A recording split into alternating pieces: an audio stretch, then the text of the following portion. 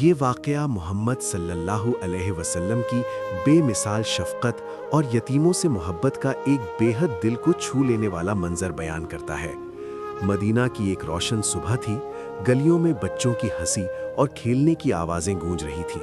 کچھ بچے خوشی سے دوڑ رہے تھے، کوئی ہنس رہا تھا اور کوئی اپنے دوستوں کے ساتھ کھیل میں مگن تھا۔ انہی بچوں کے بیچ ایک چھوٹا سا بچہ ایک کونے میں خاموش کھڑا تھا۔ اس کی آنکھوں میں اداسی تھی اور چہرے پر تنہائی صاف نظر آ رہی تھی۔ وہ دوسرے بچوں کو کھیلتے دیکھ رہا تھا، لیکن خود کھیلنے کی ہمت نہیں کر پا رہا تھا۔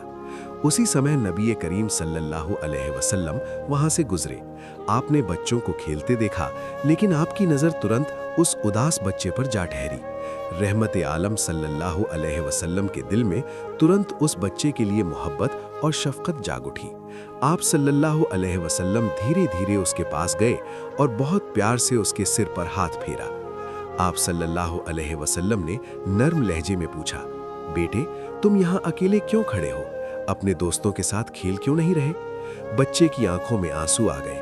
اس نے بھری ہوئی آواز میں جواب دیا، یا رسول اللہ صلی اللہ علیہ وسلم، میرے پتا اس دنیا میں نہیں رہے، میں یتیم ہوں، اس لیے کوئی میرے ساتھ کھیلنا نہیں چاہتا۔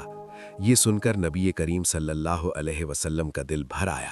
آپ نے ترنت اس بچے کو اپنے قریب کر لیا اور محبت بھرے انداز میں فرمایا، کیا تم اس بات پر راضی نہیں کہ رحمت عالم تمہارے پتا کی جگہ ہو جائیں اور عائشہ بنت ابو بکر تمہاری ماں کی جگہ ہوں؟